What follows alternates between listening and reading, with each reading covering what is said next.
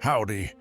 My name is Hugh Must Be Chokin', and I've invited a professor friend of mine to explain in a way that's easy to understand the basis for the Jewish people's claim that they have the God-given right to the land, now known as the State of Israel, and the occupied Palestinian territory. It has to do with an agreement or covenant that their chosen God Yahweh made with a man named Abraham over 3,000 years ago. Basically, the deal was they were prepared to stop making human sacrifices and become a compassionate people who sought justice for all and would be a light unto other nations. He would grant them the land where they could build a temple to worship only him. To show their commitment to this arrangement, he also demanded the foreskins from all the tribe's male members for eternity. Anyway, the professor can explain it better because the story don't sound too believable when it comes out of my mouth. So have a listen, and you might learn something.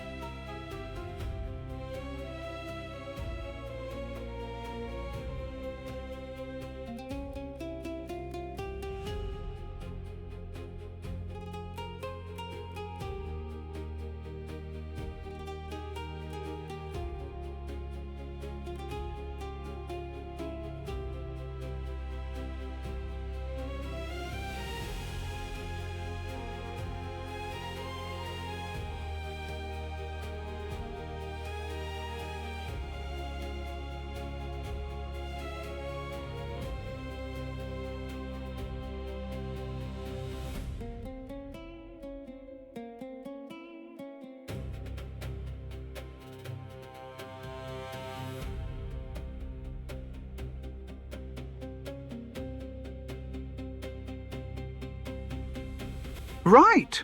So, at some point in early human history, the creator of the universe, a being responsible for galaxies, quantum mechanics, and whatever it is cats are doing at 3 a.m., decided to dabble in property development. Not large-scale, mind you. No continents, no oceans. Just one slightly inconveniently populated patch of land. And instead of simply clearing it himself, he's omnipotent, after all, a light smiting, a tasteful plague job done, he drafts a contract with humans, which is where things begin to wobble.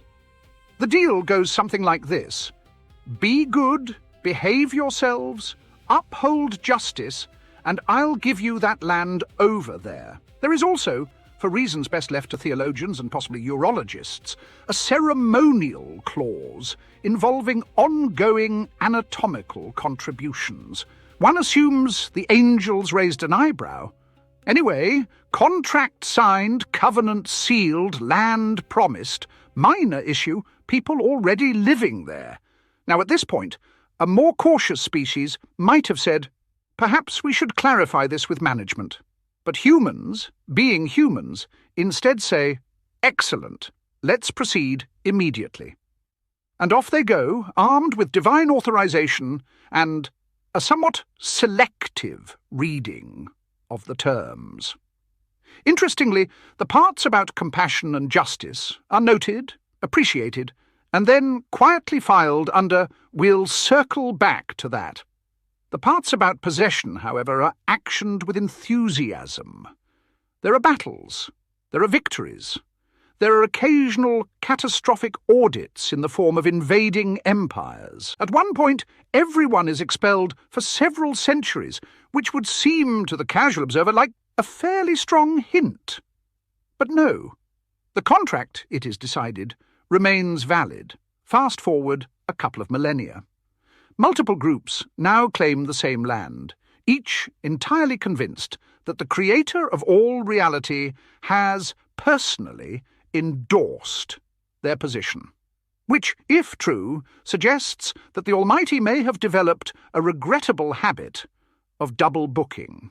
And so we arrive at the present day, a technologically advanced species capable of mapping the genome and photographing distant galaxies. still arguing over a Bronze Age property agreement with unclear zoning laws and highly interpretive enforcement. If there is a moral to the story, it may be this: never enter into a real estate contract with an omnipotent being unless the terms are very clearly defined and, ideally, notarized. In any event, it may be time to consider that as far as that particular covenant is concerned, the land was never the point. It seems most likely that those clauses about compassion and justice and being a light to all nations, they weren't just minor stipulations hidden in the fine print. They were the basis for the whole agreement, failed to deliver on that part of the contract, and the deal's off. That appears to be what happened a long time ago, and looking at the situation that exists today, any reasonable person who understands contracts can only come to one conclusion. Until the people fulfill their part of the agreement, the land issue is never going to be resolved.